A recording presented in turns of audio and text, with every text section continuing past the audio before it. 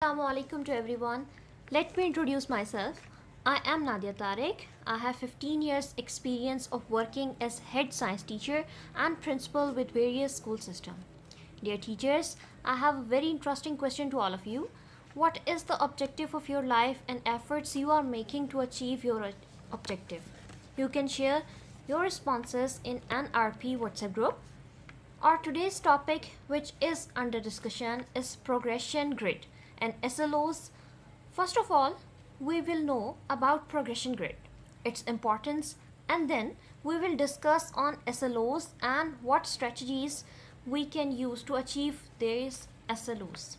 The outcomes of today's lesson are, by the end of this session, you will be able to know about student learning outcomes of general science for grade 4 and 5. जैसा कि आप सब जानते हैं कि single national curriculum में grade 1 से grade 3 तक साइंस और माशरती अलूम को कंबाइन करके वाक़फ़ियत आमा में पढ़ाया जा रहा है, जिसमें बच्चे की सराउंडिंग से मुतालिक मालूमात दी गई हैं. ग्रेड 4 में बच्चे फ़र्स्ट टाइम साइंस को अलहदा सब्जेक्ट के तौर पर पढ़ेंगे. SNC जनरल साइंस के चैप्टर्स 3 और 4 को डिस्कस करते हैं. चैप्टर 3 में प्रोग्रेशन ग्रेड के बारे में बताया गया है.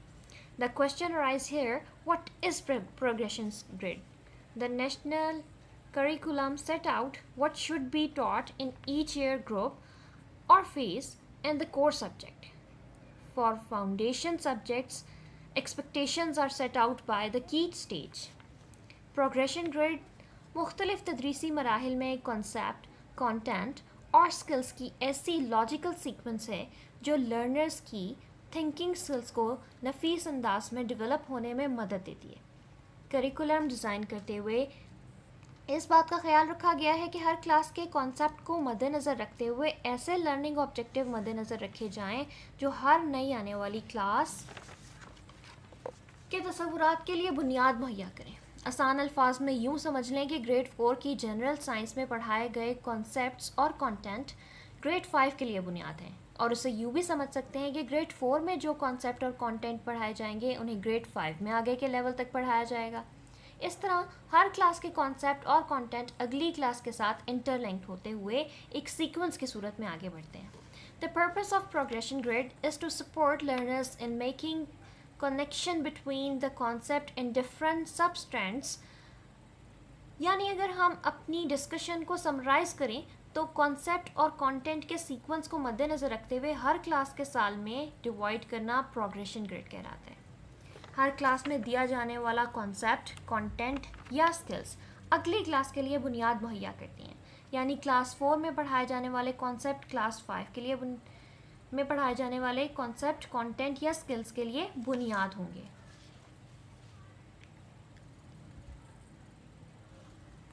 Before moving forward, let's discuss student learning outcomes यानी SLOs.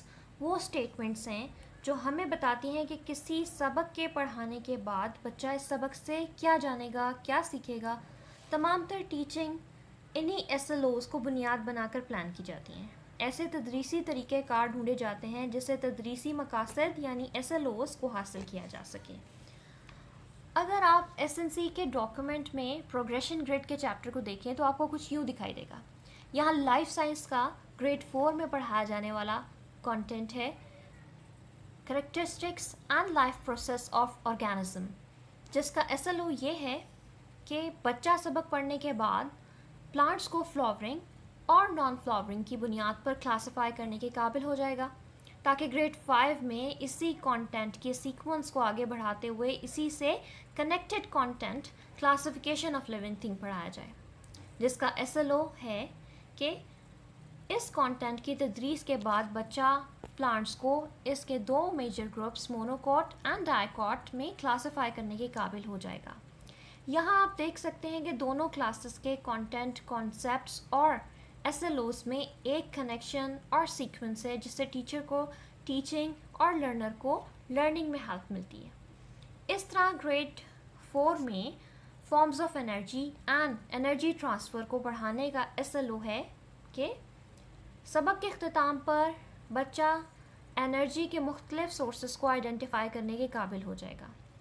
اس کانٹینٹ کو آگے بڑھاتے ہوئے گریڈ 5 میں انرجی کے 2 سورسز لائٹ اینڈ ساؤنڈ کو بڑھایا جائے گا، جس کا SLO ہے کہ سبق کے اختتام پہ ہر بچہ لائٹ کے نیچرل اور آرٹیفیشل سورسز کو آئیڈینٹیفائی کر پائے گا اور بیان کر سکے گا کہ کس طرح ایک وائبریٹنگ باڈی سے ساؤنڈ پروڈیوس ہوتی ہے۔ اب اسی سے ریلیٹڈ چیپٹر نمبر 4 کی جانب بڑھتے ہیں، learning content and student learning out comes.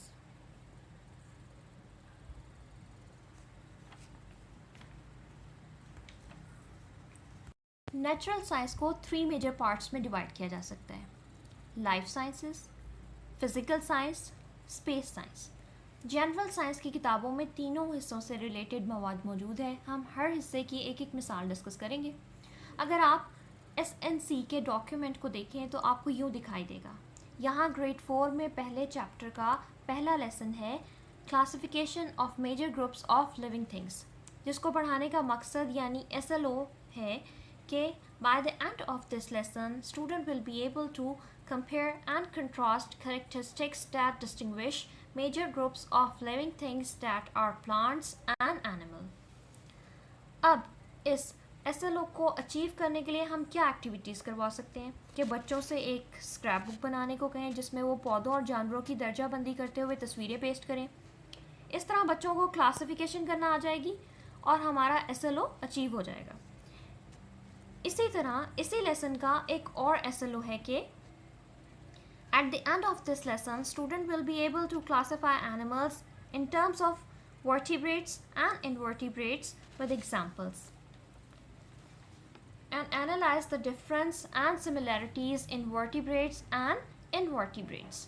اب اس SLO کو اچیو کرنے کے لیے یعنی اسٹوڈنٹ کو اس قابل بنانے کے لیے کہ وہ جانوروں کو ان کے گروپس میں ورٹیبریٹ اور نان ورٹیبریٹ میں درجہ بندی کر سکیں اور ان کی خصوصیات کا تجزیہ کر سکیں، آپ بچوں کو ان کی سراؤنڈنگ سے مختلف جانوروں کا مشاہدہ کرنے کو کہیں اور ان کی خصوصیات کا مطالعہ کرنے کو کہیں تاکہ ان میں یہ کمپیٹنسی ڈیولپ ہو سکے۔ آپ بچوں کو کسی زو بھی لے کر جا سکتے ہیں یا اس مقصد کے لیے آپ AV ایڈس بھی یوز کر سکتی ہیں۔